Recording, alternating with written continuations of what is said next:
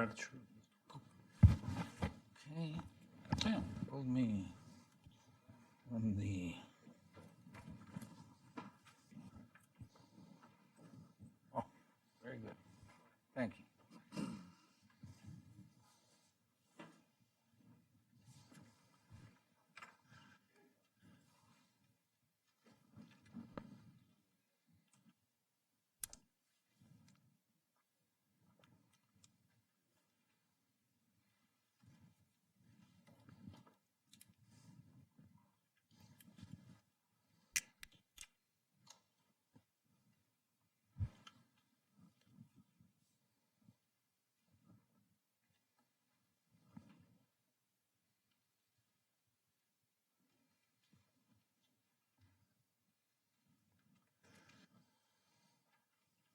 There goes my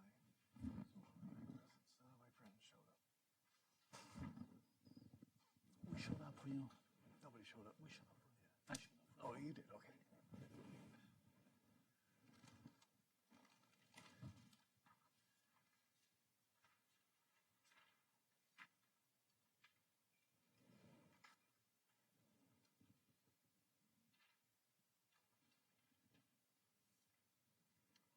Good afternoon, ladies and gentlemen. It is my pleasure to welcome you to our conference on cybersecurity. We have with us a superb team of speakers. They're right here. And they will explore key issues in this contemporary challenge to all our nations.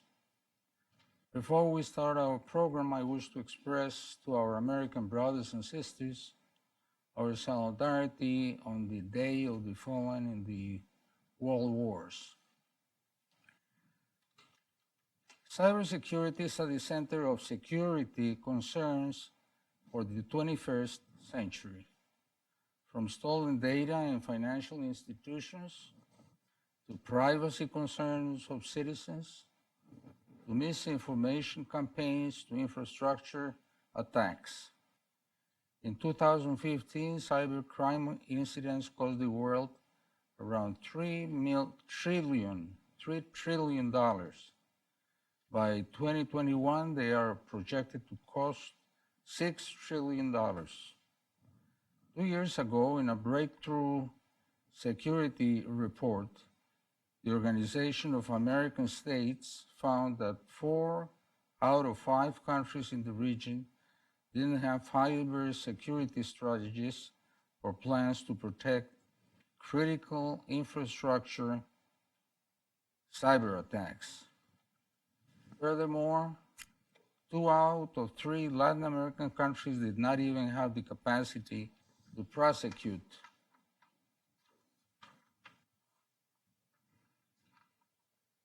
cybercrimes. As the world and Latin America become more interconnected with faster and much larger digital networks, we need to ask, are the countries of Latin America ready to tackle these challenges? Have they answered the call and developed policies that protect governments and civil society from cyber intrusions, crimes, and strategic attacks? What are the areas of most weakness and concern in the region? What can these countries do to improve in the next year or two their cybersecurity profiles? Our conference today will give us some answers probably to these questions. Once all our distinguished speakers complete their presentations, we'll open the floor to questions from the public in an orderly way by raising your hand, and once having the microphone on hand, providing your name and affiliation, please. I wish to thank our Director of Public Events, Sean Kelly, for his help and guidance. And needless to say, to John Walters, the guiding hand in the difficult task entailed in these endeavors. A final word of thanks to our staff and interns for the crucial efforts to make possible this event. I turn the microphone now to our first speaker, Don Wilder Alejandro Sánchez. Great. Good afternoon, everyone. It's a great pleasure and honor to be here today at the Hudson Institute to talk about cybersecurity in Latin America. The game plan for today is this. I will first chat about some of the cyber threats that Latin America faces today. And I will discuss ongoing initiatives that have been carried out by local regional governments to counter them. Then Mr. Stinon will talk about how the US battles cybercrime and what can Latin America learn from us, from this. And finally, Mr. Contreras from the OAS will explain what his organization's cybersecurity program is doing about this important issue. As a personal disclaimer, all the views expressed in the presentation I'm about to give are mine alone and do not necessarily reflect those of any institutions with which I'm associated. Okay? Yeah, No problem. oh yeah, There you go. lose more weight. So now with all of that out of the way, let's commence.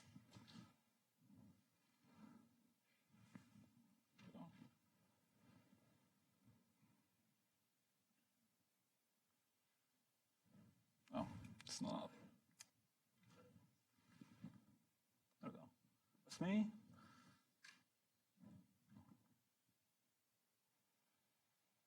Okay. So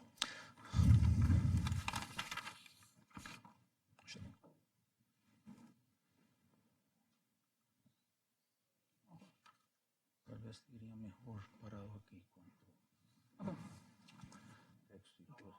yeah, actually, there's a new version that is it possible to refresh it?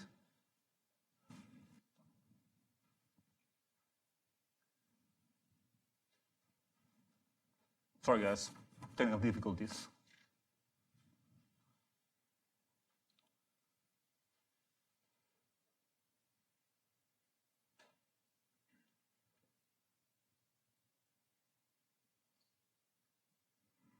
Perfect, yes.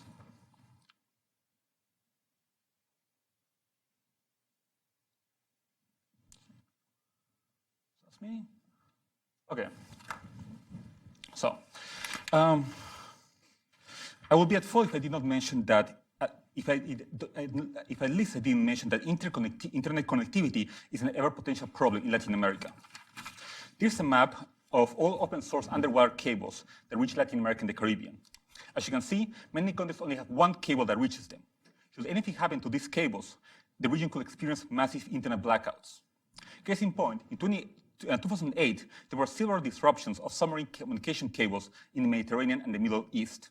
One of these incidents, damages to the Falcon cable between Muscat, Oman, and the UAE, was blamed on some anchor that quite literally cut the cable. More recently, in 2008, in April of 2018, the Africa coast to Europe submarine cable was severed, apparently because of a passing fishing trawler. That was enough to make Mauritania in Africa go offline for 48 hours, in addition to connection problems in other nations in West Africa. While I will focus on ongoing cybersecurity threats, I think it's important to highlight that the very simple act of going online in Latin America should be a constant concern for policymakers, given the relatively few submarine cables that reach the region, particularly South America, as you can see in the map. Now, let's talk about what kind of cybersecurity threats Latin America faces today. I have divided them in 3 tiers, going from bad to worse to truly terrible. In other words, things are going to only get progressively more depressing from here onwards, and I apologize for that. The first tier are the types of crimes that we usually associate with cybercrime, such as identity theft, websites being hacked, cyberbullying, ransomware, spear phishing, malware, and the sort. The second tier has to do with how violent movements, be them insurgent movements or cartels, utilize the web to spread their ideology or message. And finally, the third tier has to do with what is known as the dark web, part of the deep web. So let's begin. We know that cybercrimes occur constantly in our region. So for the sake of brevity, let's go through them quickly. Identity theft remains a problem. Users go online, type their personal information, their names, their credit cards, numbers, to buy items or services, or to check their emails or access social media.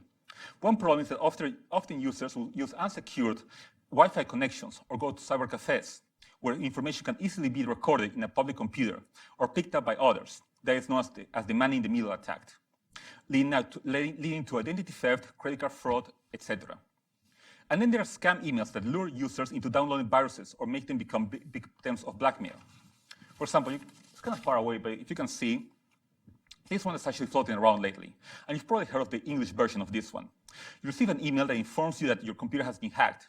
That this individual, the sender of the email, has access to your passwords, to your credit card numbers, that the computer's camera has been recording and taking intimate photos of you. And all of this will be disseminated online if you don't give money to the sender. You will notice on the screen, on the second one, at the bottom of the text, that the author of the email states that he or she doesn't speak Spanish very well, which makes me wonder where this particular email came from. This one's out of Chile. The user receives an email with a logo that makes the reader believe that it's coming from the Chile's Ministry of Transportation and Telecommunication. The email states that the recipient has unpaid parking tickets, and to learn more about them, you have to click on the link. Well, of course, as you can imagine, is that a virus is downloaded to the user's system that can steal his or her personal information or make the computer become part of a botnet. And finally, there's the ever-present problem of hacking. This can be carried out by either one individual or a group of them who hack their way into a company server or a government's website, for example. It's important to note that this particular activity can have patriotic or political goals or objectives. For example, in 2015, Chilean hackers hacked the website of the Bolivian National Police, which is the one on top. The attackers posted an image of the Chilean flag with the message, "You will never have sea access," in reference to Bolivia's loss of its coastal territories to Chile during the 19th century War of the Pacific. This particular attack appears to have been in response to the Bolivian government's decision to go to the International Court of Justice to demand that Santiago begin negotiations with La Paz for sea access. Another example occurred in July 2017, which is the bottom one, when the website of Venezuela's National Electoral Commission was hacked. This attack was to protest the Venezuelan government's creation of a National Constituent Assembly, a pro-government entity, to replace the opposition-led Constituent Assembly. The perpetrators left this message. Do you think we don't, and I'm going to translate it literally. Do you think we don't know that you committed fraud? Please, we're not stupid. This has just begun. Venezuela will burn. End of quote. Now, a couple of more recent incidents. As we all know, earlier this year, there were major protests against President Daniel Ortega and his regime in Nicaragua. Hundreds of civilians died due to the repressive tactics that were carried out by the Nicaraguan government and its security and paramilitary forces. Between April 27 and 29, the group Anonymous took responsibility for attacks against various government websites that went offline, including the presidency's website, the Ministerio de Hacienda, or Ministry of Housing. As you can see on the screen, actually that's the tweet from Anonymous claiming responsibility for that one, the Central Bank, the Attorney General's website, among many others. And there are times when hackers carried an operation, as awkward as it may sound, in the name of public security and public awareness. Just a few weeks ago, in mid-October, the legislative chamber of the Ciudad Autónoma de Buenos Aires, the autonomous city of Buenos Aires, was hacked. Ironically, the motive for this, according to a statement posted online by the perpetrators, was to highlight the insecurity of the city's servers and the security system and how electronic voting in the city is a bad idea. The government of Buenos Aires, the background for this is that the government of Buenos Aires is currently debating whether to institute electronic voting in the city or not. And the perpetrators of this attack left this message. We have, and I quote them literally, we have left this message here to showcase the insecurities of the city of Buenos Aires' legislative branch that allowed us to access complete databases, the passwords of congressmen and their staff. We hope that they realize that any system is vulnerable. End of quote. My point here is that hacking government and private websites remains a problem in the region, but we have to look very deep into why they occur in the first place, as their motivations differ vastly. It is not just criminals or individuals out doing it out of boredom because they want money. There are other reasons why these incidents occur. Tier 2, violent movements. How do insurgent and violent movements utilize the internet? There are not many violent movements in Latin America that preach a political ideology nowadays, but it is something to keep in mind should they ever return. The start of the Revolutionary Armed Forces of Colombia, which have now become a political party, called the Common Alternative Revolutionary Force. In other words, they kept the same acronym as the FARC. The group disbanded via 2016 peace accords with the Colombian government. And this is what the FARC website looks nowadays. And you can see the prominent banner that says that we are La paz está en nuestro corazón. Peace is in our heart. Additionally, if you squint a little bit, beneath the banner, you can see the title of an article that the FARC posted recently, which reads, "Attacks against members of the party continue." Indeed, in recent months, a number of former FARC insurgents, from political leaders or those who returned to civilian life, have been attacked, and many of them have been murdered. There's also a separate webpage for FARC's female fighters called Mujer Fariana, which in mid-August published an online report about feminist insurgency. I have glanced over the document, and its authors have made typical statements that we would expect from them. Like, for example, how the insurgents started because there was a need to fight against social injustices and against oppression. The FARC webpage also has a separate page where you can download the numerous books, manifestos, and photo essays that it has published over the past decades. I know very well that the FARC is no longer an insurgent movement. It is now a political party. But I will be at fault if I ignore this political party's 5 to 6 decade history of violence in the South American country, and how it is attempting to improve its image by proclaiming its love for peace via the internet. One violent movement that does continue to fight in Colombia is the National Liberation Army, or Ejército de Liberación Nacional, ELN. Its website and social media pages also attempt to make it appear as a movement of justice, while it is the Colombian government the sole culprit of all human rights abuses. For example, you can see a November 7 tweet from the ELN Central Command.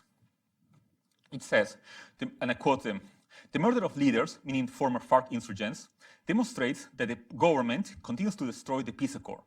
Does the government, including President Iván Duque, really have the political will to implement the peace accord and continue the dialogue with the ELN?"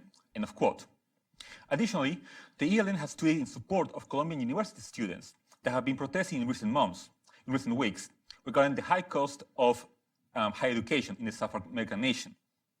Oh, and by the way, if you haven't noticed, the ELN's main Twitter handle is called ELN Paz, or ELN Peace. Again, this is an example of an insurgent movement resorting to social media in order to increase its support among the masses.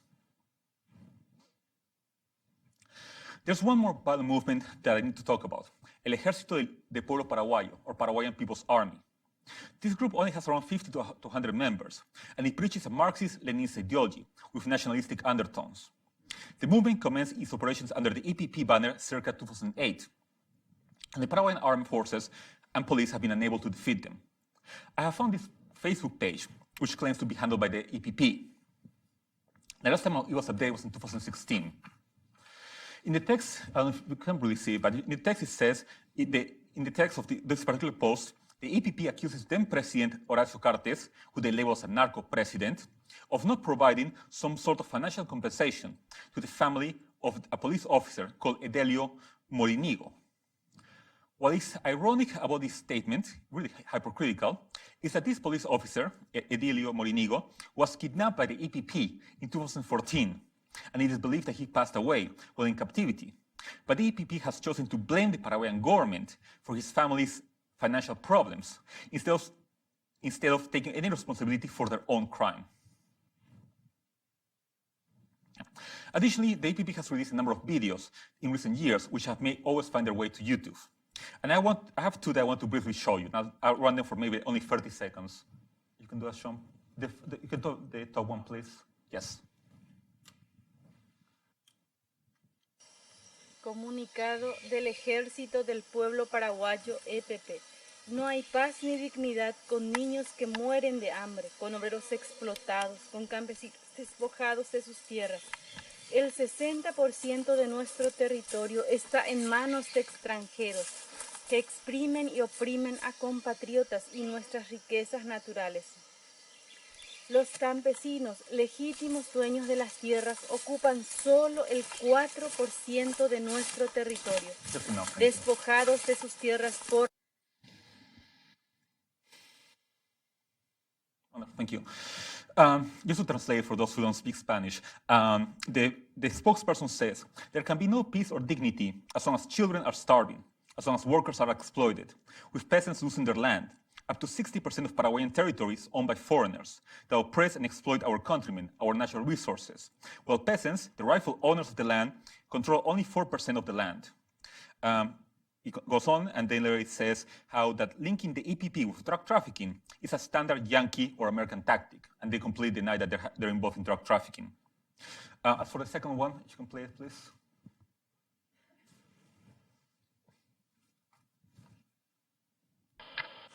Ejército del Pueblo Paraguayo, EPP, comunicado. No somos terroristas, no somos criminales, somos hijos del pueblo pobre.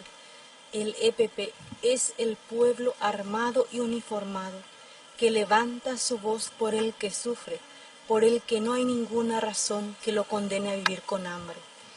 Ante el fracaso de sus grandes ofensivas, el enemigo últimamente se ha sumido en una inactividad a la que denomina tareas de inteligencia.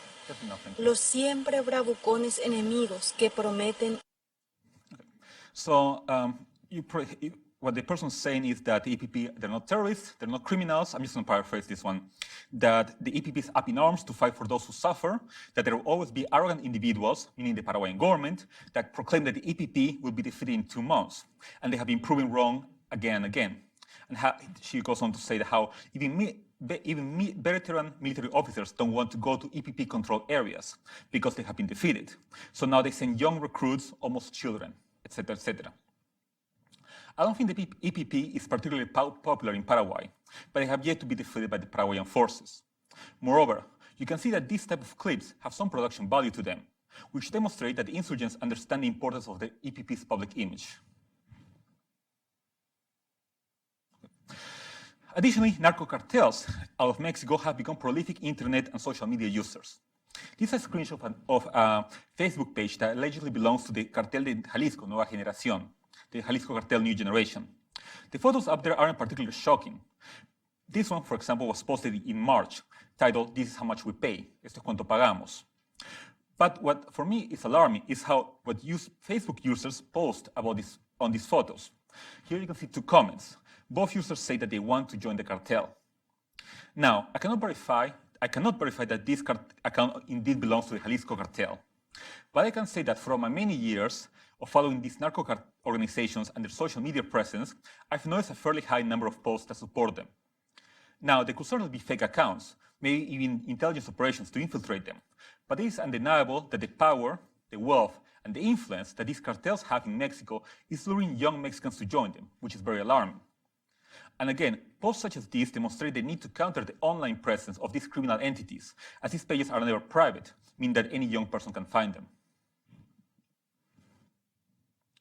But there's also an even darker use that Mexican cartels have for the internet, the infamous narco blogs. In short, these are websites in which suspected cartel members upload videos of their operations. More often than not, these videos include the interrogation, torture, and execution of members of other cartels and even security forces. The most famous of them is this one, called El Blog del Narco, which claims to be managed by one sole individual who wants to inform about the brutality of the violence in Mexico. Since, and I quote him, or I quote this person, the mainstream media and the Mexican government attempt to argue that nothing is wrong in the country, end quote. Leaving aside who actually manages this particular site and the owner's intents, the blog is nevertheless very popular. As of yesterday, when I looked up the data, the Blog del Narco's Facebook account has around 104,000 followers and over 230,000 Twitter followers.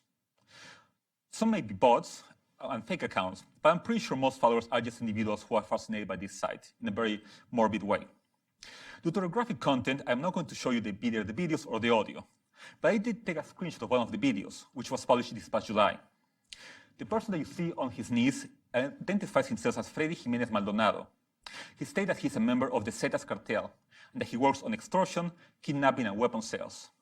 He also gives out the name of other Zetas members and discusses in detail a couple of his crimes. He's been interrogated by individuals who claim to be members of the Jalisco Cartel Nueva Generación. After a short interrogation, he's executed. I had a couple of other photos to show, but I think one's enough, and I think they all have the same gory end anyways.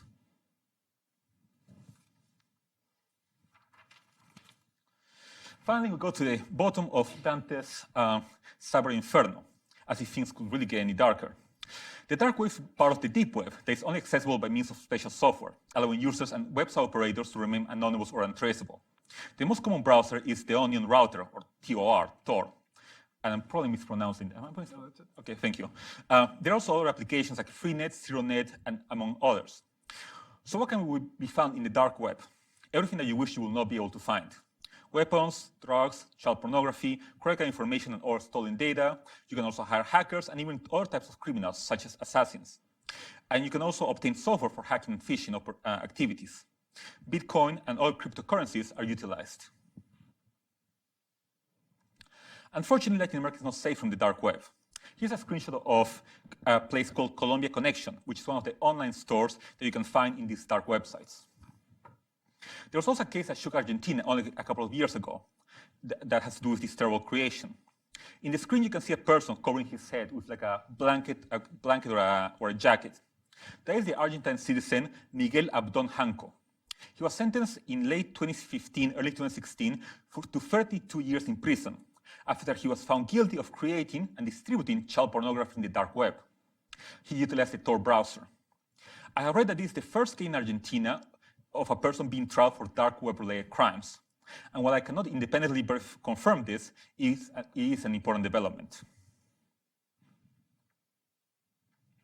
Of course, not everything is depressing, as several Latin American governments and militaries and law enforcement agencies have created offices to increase cybersecurity in their countries.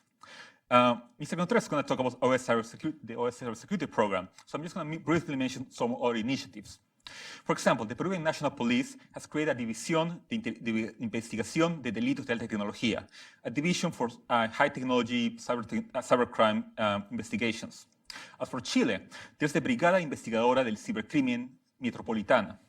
It has offices in Santiago, Valparaíso, and Concepción.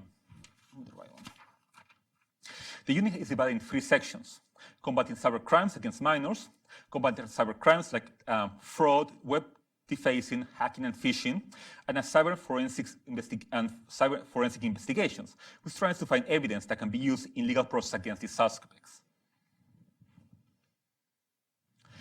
Similarly, Colombia has its own Centro Cibernético Policial.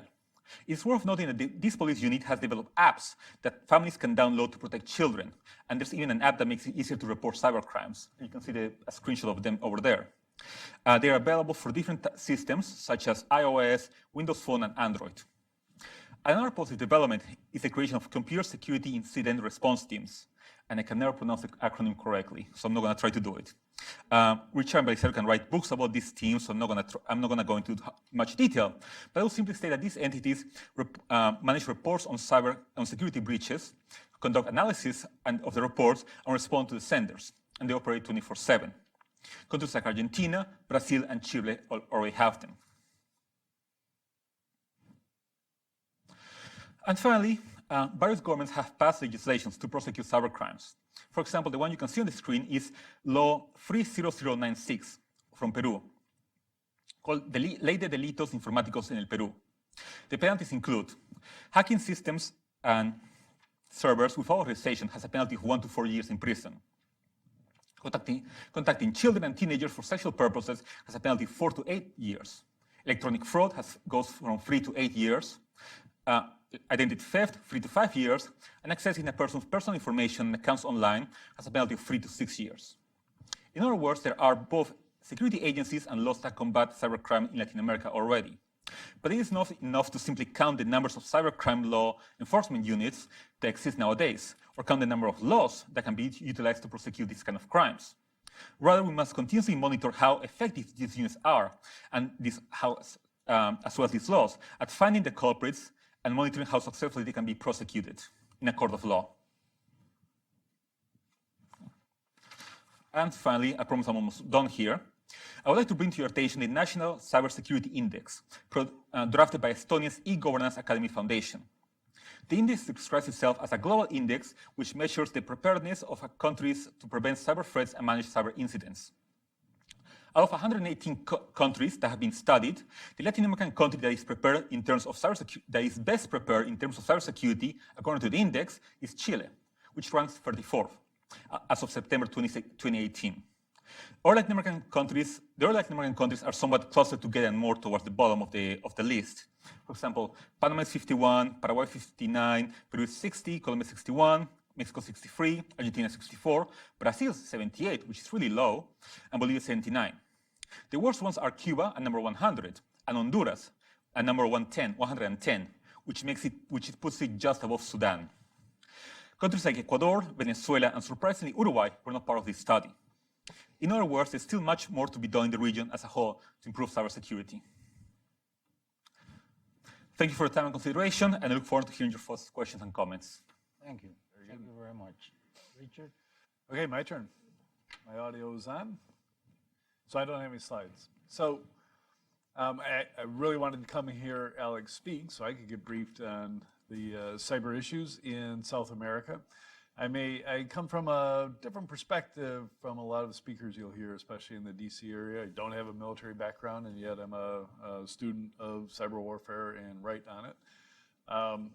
My cyber training started at PricewaterhouseCoopers, where I was a attack and penetration analyst and would engage in attacks on companies, so I could see the types of vulnerabilities that people were taking advantage of. And then I became an industry analyst. So I've been covering this industry since 2000, so for 18 years. And I've watched it evolve. And I love to take the perspectives that we've learned in the United States, Europe, Asia, and apply them to South America, because in some sense, South America lags behind. But in another sense, South America always led. Every time I went to Colombia or Brazil or even Mexico, I would find the corporate, the banks, hospital systems had better cybersecurity than anyone had here in the United States. And that was because they didn't jump on the internet bandwagon as readily. Here in the US, it was free for all. There's no threats out there, so let's just get everybody on the internet and allow all of our employees to get on the internet and get infected with viruses and succumb to the types of cybercrime that Alex was talking about. They're much slower to do that in South America, so they were much slower to be exposed to the types of threats that the rest of the world is seeing. And now I think Alex is depicting exactly, that's catching up, because South America is getting more and more digitized. And with digitalization comes cyber risk. But for me, I think that, you show me a cyber threat, I'll show you a way to counter it. It's a technology issue. Of course, on the government side, there's lots of policy issues, and unfortunately, they're trying to hammer the cyber nail with a policy hammer, and that's not always the right issue. A lot of times, it is purely a technological issue. We could talk about voting protection. How do you protect a voting system, right? It's been feasible for a couple decades now to have a completely secure voting system. The problem is social. How do you enroll people in it? We haven't figured the enrollment process out, but if you give me a population of 1.5 million people, I can get them all enrolled in a very short period of time so that they can never vote twice, they can vote securely. And the example I'm thinking of course, is Estonia, 1.3 million people. They managed to, it's an example of a country, and this has happened a lot in South America too, where they got to leapfrog technology. Here in the United States, we had to go through 90 years of plain old telephone systems, POTS, copper wires to our house, and then had to make a transition to wireless, to our cell phones. In South America, a lot of places had cell phone towers first, and they've never had to lay the lines that get struck by wind and weather. And Estonia, the same thing. So once they were finally free of the Soviet Union in 1991, they just jumped right to cellular networks and jumped on the technology bandwagon right at the time of the internet boom, and became a very digital country and figured all this out along the way. It's like, how are we going to provide secure access to government services? So e-government, which gets talked about a lot, Here in the United States, e-government means let's have a website and a whole bunch of information on it. And maybe let's allow us to interact with the Department of Motor Vehicles. And in Michigan, it's awesome. You can schedule your meeting beforehand at the DMV to get your license plate renewed. And then they'll text you when it's 10 minutes before it's your turn. So you can just drive there and get there and walk right in. It's awesome. That's a use of technology, but it's not e-government the way Estonia has it. In Estonia, you can vote with your cell phone. You can register your license plate. You can open a business. Even foreigners can open a business in Estonia, all online. First time I ever saw parking by cell phone was in Tallinn. And that was way back in 2009. So they're finally getting here. If somebody wanted to set up a parking service and they had a parking lot, they would just put a sign up with a code on it. And anybody who parked there would just text that code and they'd automatically get charged through their credit card. So not only was this moving faster than anywhere else in the world, but they're uncovering new economic opportunities for people and developing. And they created something that I think they call it the IBAN. And it was basically a common gateway between the internet and each government service. So instead of coming up, as we would here if we ever got to that point, we'd come up with an overarching new architecture and we'd add all this complication. They just said, look, we're going to put a set of firewalls and security things in front of the DMV, in front of the tax service, in front of the police service, and anybody who's authorized to can get access to the right records. And then they took the extraordinary step. They made the access records available to the person whose records are being accessed. So they added transparency. Now you would know if a policeman were stalking you, for instance, and checking out all your records online, you'd get an alert, which is a great way to stop that from ever happening. A policeman's not gonna do that, as they do often here in the U.S., right? They track license plates of likely people for whatever crazy things they do. So Estonia is a great example to follow, and I think South America's got opportunities to do some of that, right? Because they've got the ability to leapfrog. If they can get some of the investment required to move to 5G, they can provide faster internet to all of their citizens than anywhere else in the world has. So in the meantime, over the last 18 years, the industry is growing at a phenomenal rate. If you were an investor, you would definitely look at this industry. So in 2002, when I was at Gartner, we pegged the industry at about $2 billion a year. And we thought that was a big deal. I mean, I was a specialist just tracking a $2 billion industry. By 2010, Gartner was saying it was an $87 billion a year industry. That's 38% compounded average growth. And if you look at the big players in this space, the Fortinets, Palo Alto, now Zscaler, they grow at 34 to 50% a year, and they're publicly traded companies. And in my mind, usually when a publicly traded company is growing at 50%, it means the private companies, which are much smaller, are growing much, much faster. Usually they expect to grow 100 to 150% a year in terms of revenue, which tells you people are buying their solutions and applying them and getting more secure along the way.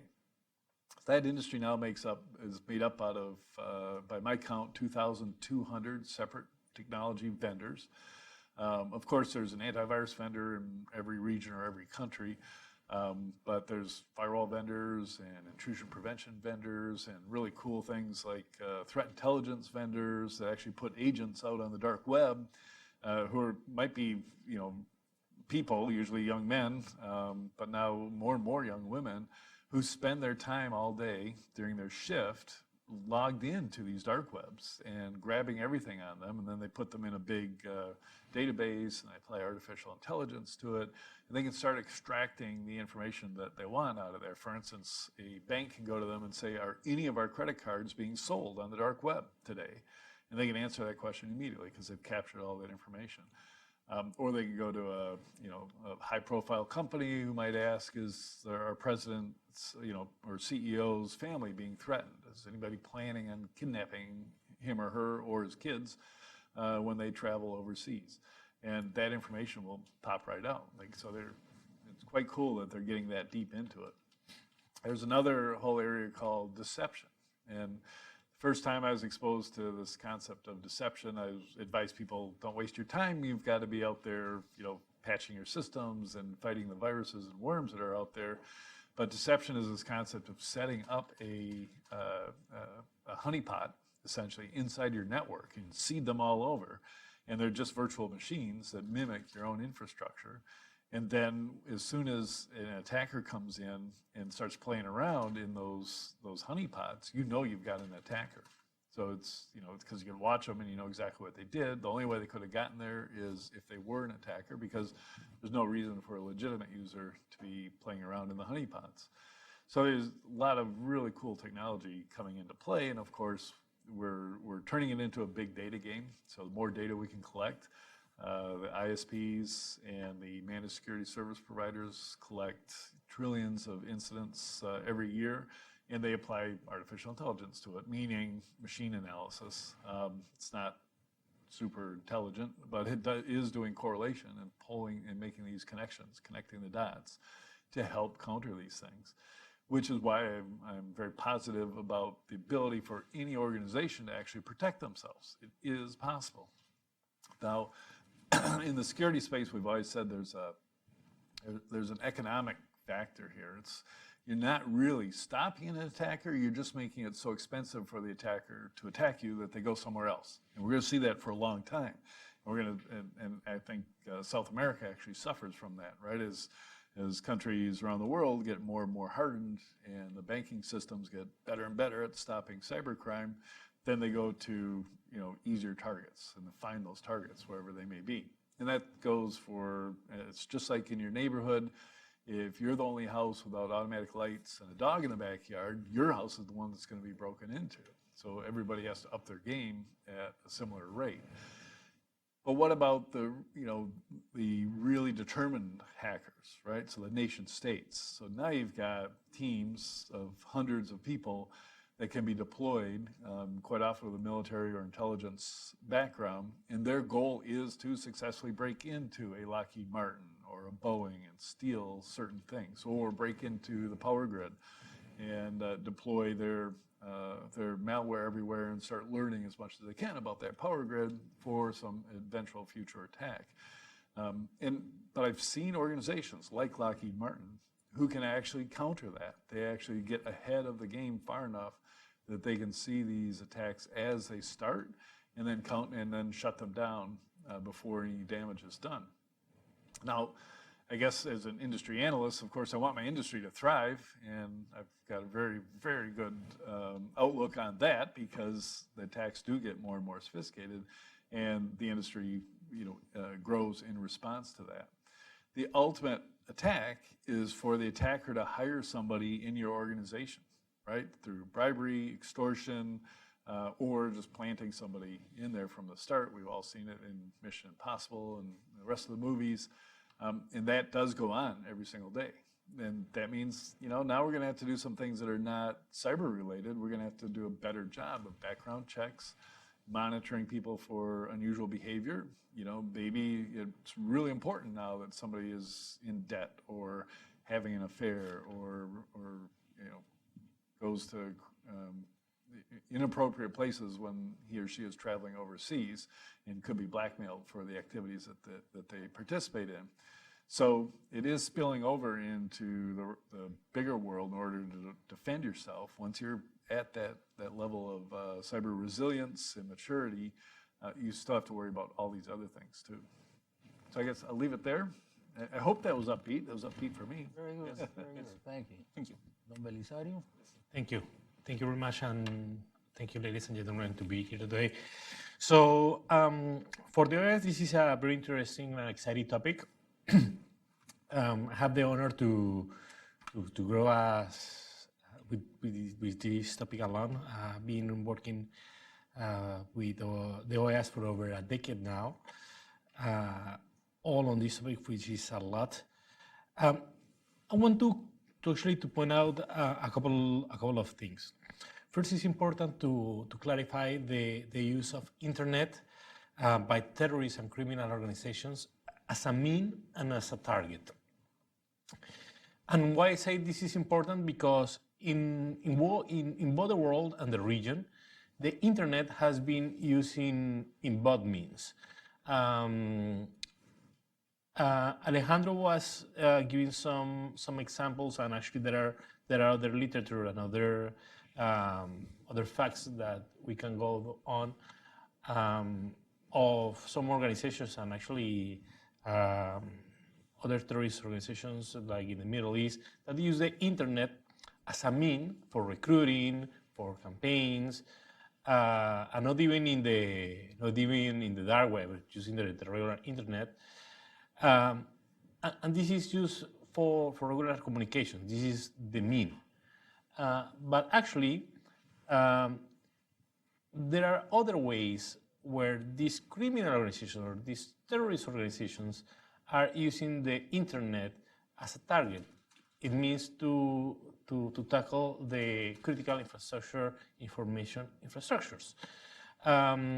So this is very, very important to differentiate, because not everything is used cybersecurity.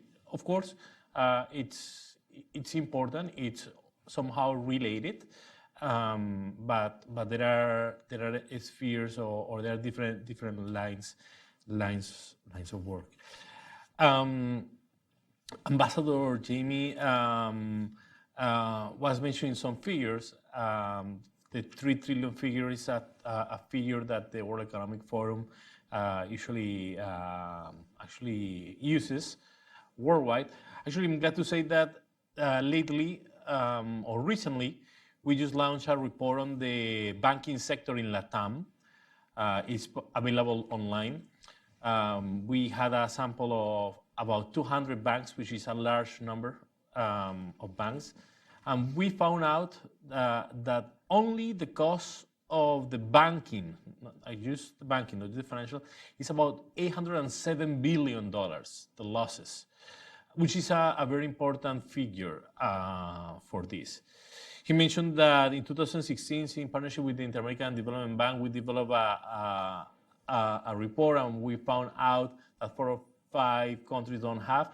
That number is somehow the same. Right now, we have 10 countries that have national cybersecurity strategies.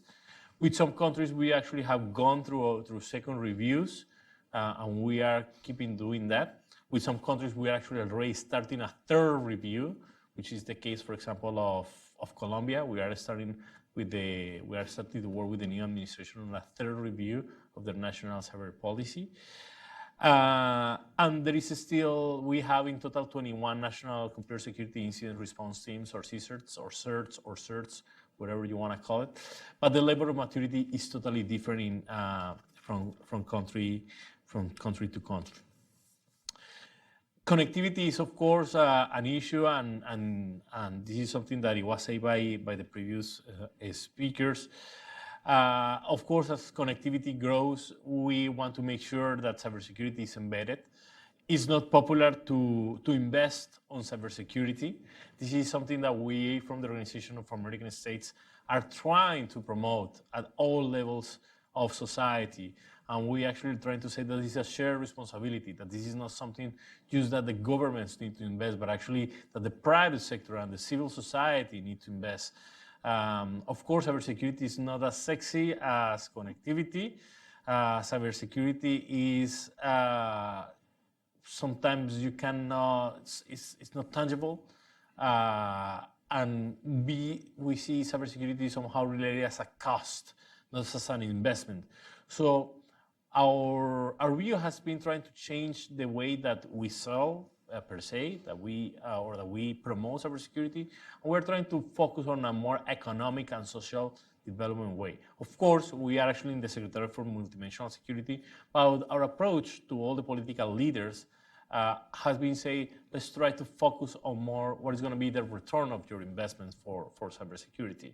In Latin America, we're going to have always, or at least for a long period of time, although the region is growing, we're going to have too many competitors in the policy development area. We're going to have health, education, poverty competitors. And what, unfortunately, our leaders are not seeing is that all these issues will need to be tackled with a digital transformation or with a digital response. Some of them are already seen it. But again, that digital response, if you don't embed security, if you don't invest security, it will be like nothing. Richard mentioned the case of Estonia, which is a really a good friend of the OAS, a good friend of our initiatives. You know, I would say I am amazed of the Estonians, and they mention the way that we were able to transform our countries because we start earlier, and our only resource, our only way to do it was to invest on digital capacities. This is something that they show you at the issue room, basically at the Estonian issue room. And someone was very clever, thanks God, that when as they were investing on their digital transformation and on their X-Road program, they were embedding the security on it. So now they are, although they are a small country, they recognize that they're a small country, their own president recognizes a small country, they're humble about it, they are very strong on and very recognized about this. So Latin America should learn from small countries and should try to find actually creative solutions for big problems. These big problems, of course, again, they're going to be very difficult. There are very difficult problems that the region needs to face, but these problems will most likely face with technology, with digital transformation, and it's important to have the cybersecurity response on it. From the OAS side, we are a small team in organization. We are trying to provide a different, a wide approach and a variety of responses from the organization perspective. We're saying that we are working in 3 major areas. We're working one is the policy development. As I say, we are working or assisting countries with the national cybersecurity strategy development. But actually, we are working on confidence building measures or cyber norms. Actually, this is one of the topics that today at the Internet Governance Forum were discussed on day 1, the cyber norms at the international level. There is a big discussion right now at the UN, at the first committee. Instead of 1 resolution, but there is going to be 2 resolutions on this topic, which is very important because it's the games of the play at the international arena. Second, we're working on the building capacity buildings or technical capacities for all member states and all the stakeholders. So we're working with national certs, law enforcement agencies. I'm not going to repeat what I said. Workforce development, a lot of initiatives for the private sector, but actually for the civil society. Working with different countries actually on cyber exercises. We recently actually launched in partnership with Trend Micro, which is a private sector, an initiative on gender. Use cyber exercises for women. Our initial plan, we were skeptical, and we were, by December 2019, we planned to train 1,000 women, or to target to reach 1,000 women. Our big surprise is that now the figure is that it's going to be by December 2019, December 2018, a year ahead. We started in June, and so it has been a really great response. Something that we have recognized, and this is our third area, which is outreach and partnerships, where the awareness piece falls, is that only 2 or 3 countries in the region have national awareness raising campaigns. For example, in the States, DHS and NCSA and others work in October, the Cybersecurity Awareness Month, and some people know that there is a Stop Thing Connect, and there are different initiatives on awareness raising. In the Americas, there are 2 or 3 countries with national awareness campaigns, meaning that there are no education plans, that universities are not. Last week, actually, there was the NICE education program led by DHS. That doesn't happen in Latin America or the Caribbean. So we are somehow actually pushing that in other countries as well. In summary, the internet it's shared. Cybersecurity is a shared responsibility. our message always to our North American, European, and Asian African friends is this should be a shared problem. We should not do it isolated, because otherwise we are in a big problem. And to our Latin American peers is the problems that happen in the rest of the world happens the same actually to Latin America. All the same incidents that happen worldwide are happening in Latin America. Sometimes we don't see it because there are not the capacity to see it, but actually are happening in the region and probably worst. So it's just basically a call to action to all the leaders. And we're actually working on several documents and several research to call attention on that. So I'm more than glad to answer any questions that you may have. Thank you. Cool.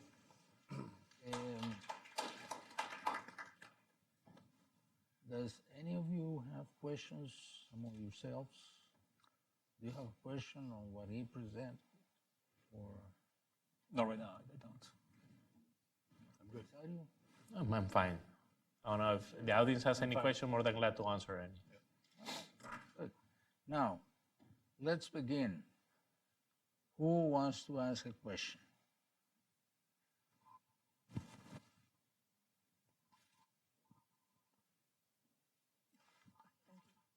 Please give us your name and affiliation, please. Yeah, thanks for your presentation. My name is Li Yang. I think cybersecurity is very critical and is for private and public sectors. But I want to know exactly how are you going to trace back? I think it's supposed to be very easy to trace where it's direct, connected. But I think it's more complicated than that, especially when you have contractors and go overseas, they have another contractors. So you don't know exactly who is playing that behind the scene. Let's say, for instance, U.S. government hire a contractor maybe in Los Angeles. Los Angeles hire a contractor maybe overseas in India or in Latin America. And we don't know who is attacking who. So that's how do you trace those attributed maybe caused by U.S. government originally or some financial institution in America originally, when they want to attack Latin America, when they want to take their property or anything, they blame on Latin America rather than on the United States. So do you really know how to trace those back and how serious the American play in this role? Cool. I can say that, yes, trying to trace who the culprit is, who's behind the scenes, is always a challenge. I know that, if, like I mentioned in my presentation, I could go on, I will never do it, but if I could go on the deep web, hire a hacker that I want to hack into somebody's phone or computer, I pay this hacker via Bitcoin, and then I'm untraceable because my IP address will be hidden if I use the right software, and if I pay via cryptocurrency, it will be more difficult to find me. Certainly, finding not only the person who's carrying out the crime, but also the mastermind, the person behind the crime, is a challenge, and that's why you see Chile, like I mentioned in my presentation, has a cyber forensics unit to try to find evidence to make a case against this particular, not only the middleman, the hacker in my hypothetical scenario, but also find the mastermind. That's why you need stronger cyber agencies and law enforcement entities across Latin America. A lot of these countries, Colombia, Chile, Peru, Argentina, I think Brazil too, are developing these capabilities, but we're still light years behind other countries like Estonia, the US, or Europe. So attribution has been one of the problems that policymakers have, because you can set up cyber norms, you won't attack another country, you won't engage in this type of activity, but if you can't prove who did it, how can you have any sort of pushback against them? And how can you apply deterrence? How can you apply sanctions, for instance? And yet we've seen some cases where that's been done. And the Sony case was one of them. So Sony Entertainment hacked and pretty much decimated their computing infrastructure, destroyed in a very short time frame. Took them months and months to get back to where they could operate again. And the federal government, and articulated by President Obama, said that North Korea was responsible for it. The cyber community, such as it is, pushed back on that. It's like, how can you know? It could have been insiders. It could have looked like that. But what they all forget is, since 2013, we learned, thanks to Edward Snowden, that the U.S. intelligence agencies, particularly the NSA, working with the Five Eyes, have built a global surveillance network where they capture as much of all internet traffic as they possibly can. And that's exactly what you would need to provide attribution. So you could trace things all the way around the world, no matter how many hops they took, if you actually had the giant attribution engine that the NSA has built. Inadvertently, they probably didn't build it for that, but now they have some tremendous capabilities. So whenever you see attribution, look for the threads back to the NSA, whether they're saying that it actually happened, because then you probably got a pretty good shot that they're right. And taking just one more step forward, if you can prove that country X attacked country Y, try to hack their central bank, for example, not just a person, but a government was behind it, is this enough for a declaration of war? Which is something that there are books and books about this. I think I've read some of Richard's stuff on it, saying if you can prove at the government level that this country was behind this particular cyber attack, what are you going to do about it? Is my country going to respond with sanctions, or they're going to recall their ambassadors, or is this enough to say, what, we should have an armed conflict? So how far are you willing to go at the state level to punish somebody if you can prove without any shadow of a doubt that another country was behind it, behind a cyber attack? How far are you willing to go to punish that person, that other state? And it's important. Talking about Latin America, certainly there are a lot of, I mentioned in my presentation, there have been a lot of attacks of hackers between different countries. Peruvian I didn't mention because I have time. Peruvian hackers have attacked the presidential websites and other websites of Chile. And it goes back and forth. Peru and Chile have a long history of animosity. We had a war in the 19th century. But does that mean that if I can prove that as a Peruvian, that Chilean hackers somehow attacked a Peruvian government website, should I push my government for some kind of armed conflict? Not really. I'm not going to do that. But certainly those type of issues not only exist among the global powers, but certainly within Latin America as well. Yes, sir.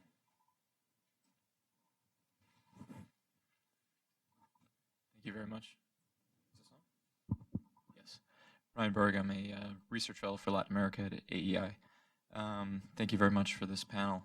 Two questions that are slightly related, slightly unrelated, if I can. The first issue is something that we've touched on very briefly, but we've kind of jumped around a little bit, and that is the issue of cryptocurrencies. Can all of you or one of you comment on the ability of cryptocurrencies to either evade detection or jump around sanctions for issues of organized crime in the region, and how we can sort of up our game to come equal or to come up to the capacity of some organized criminal enterprises to use cryptocurrencies? And the second issue is we talked about some of the threats facing Latin America in the cybersecurity space, but we haven't talked about from where some of those threats are emanating. So if one of you can address, like, how much is Latin America in the crosshairs of some of the usual suspects in the cybersecurity realm, like Russia, China, Iran, etc.? Thank you. I'll do cryptocurrencies. I'll do the cryptocurrencies. So, so first there's kind of a philosophical issue, right? Is money laundering a bad thing, right? Is moving money across a border a bad thing without it being tracked?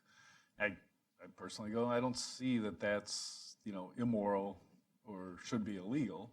Now, mind you, it's a great way to catch immoral and illegal behavior, because people tend to not want to report where their ill-gotten gains are coming from. Bitcoin is a way to do that completely, as close to anonymously as you would want if you were a nefarious actor, but it's also a great way for a lot of very small transactions to occur. So at this point, I'd rather not see a crackdown on the use of Bitcoin or any other cryptocurrency because of its ability to be used for nefarious purposes, just like the video camera can be used for nefarious purposes, and we wouldn't want that to be restricted on our phones. So I think I think the central banks are more worried about the inability to track large movements of funds and economies that might arise. So they're a little bit more worried about the financial control aspects than they are about the criminal control aspects.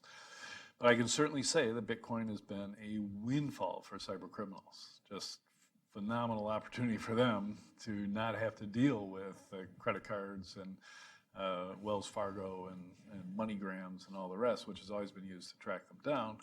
In the past, they've been fairly safe from any repercussions, because if they're outside the country, it's very hard for law enforcement to work in Russia or Romania, for instance, or Brazil for that matter, to track down the use of or the gains that they've gotten from their ransomware, et cetera.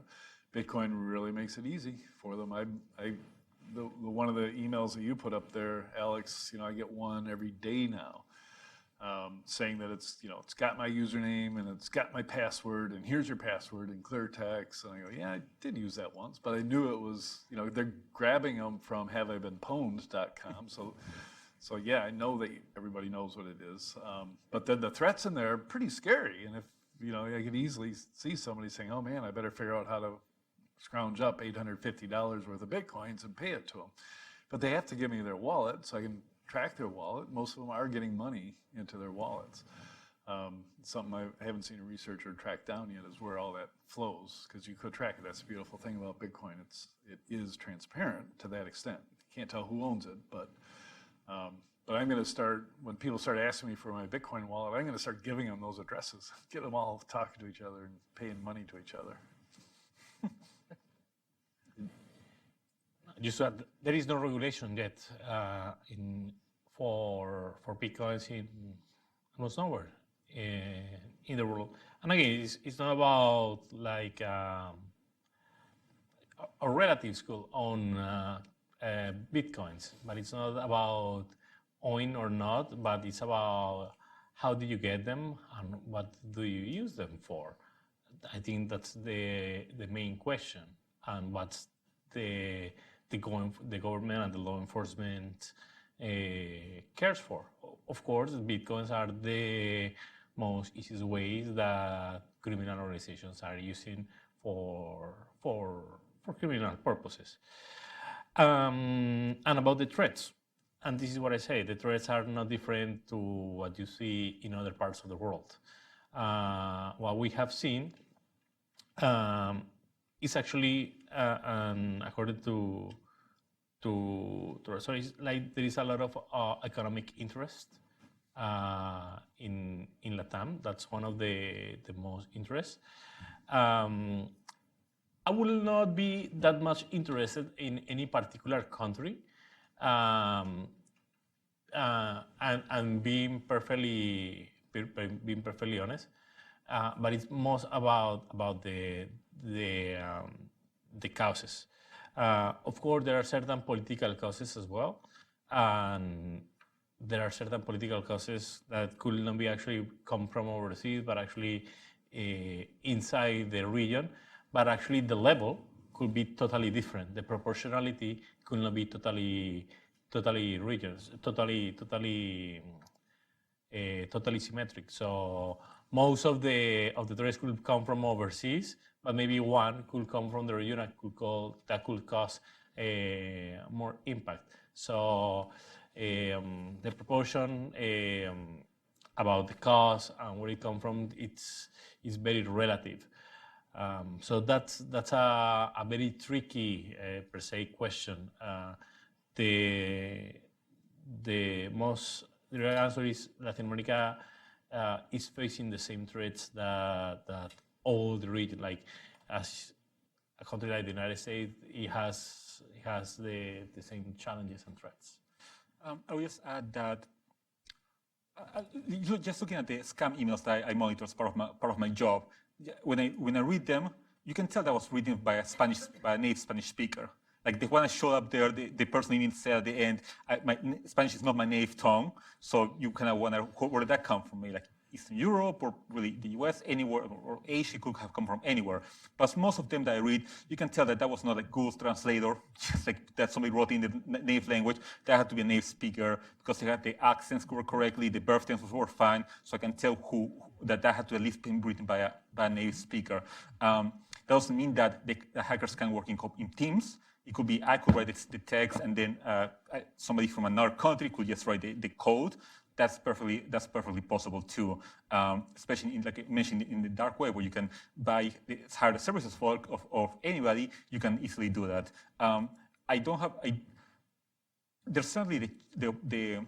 There's certainly I'm sure there have been cases of Latin American criminals going outside to extra-regional countries for help, but Latin Americans aren't angels. Like a lot of these things that I monitor, we as a Latin American, we did ourselves.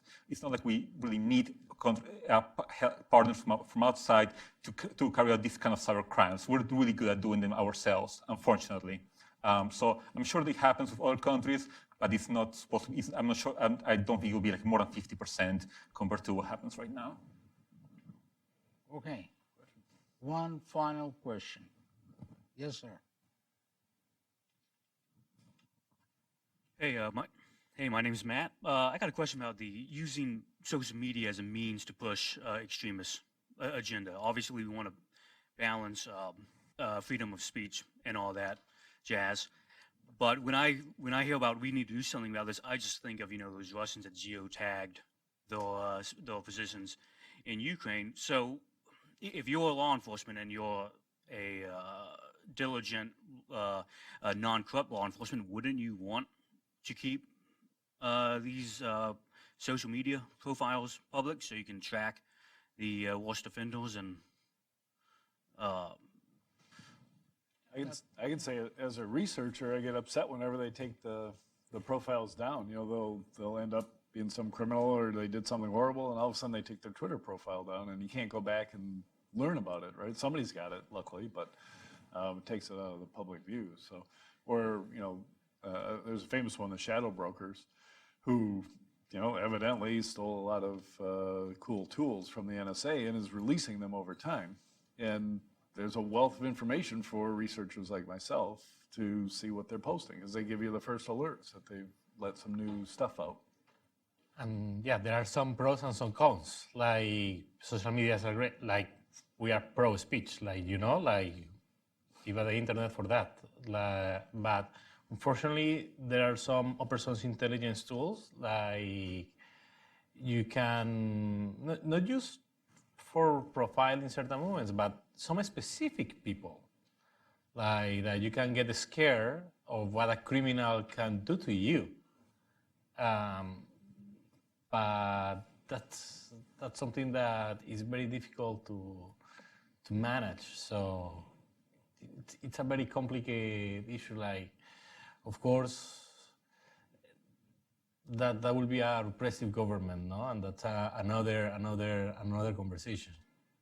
I'll simply add that when it comes, for example, to the narco blog, the one I mentioned, and I think the narco blog started operating, I think, in 2010, 2011 at the latest. I have not heard yet of some kind of law enforcement activity carried in Mexico, where they said, we watched this video and we can identify who were the murderers of this one individual, of this one incident. I have yet to hear one incident that where they have managed to track the culprits because of the video. Sure, I mean you can. Like I mentioned, the ELN has Twitter in Colombia. You could probably try to track the IP address and try to find where they're located. You can probably do that. I'm sure the Colombians have been trying to do that. I think that's how they may have gotten a couple of FARC commanders. So there's some pros to that. I agree with you that in some cases you can use social media to track down the perpetrators, but in others, at least when it comes to block del narco, I think they've been very successful at not staying hidden, unfortunately.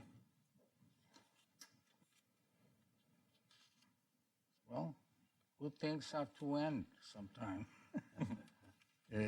We thank you very much for having joined us this afternoon. And I suggest that to round up our program, Why don't you give them a very sounding round of applause to our speakers? All right, thank you. Thank you. Thank you.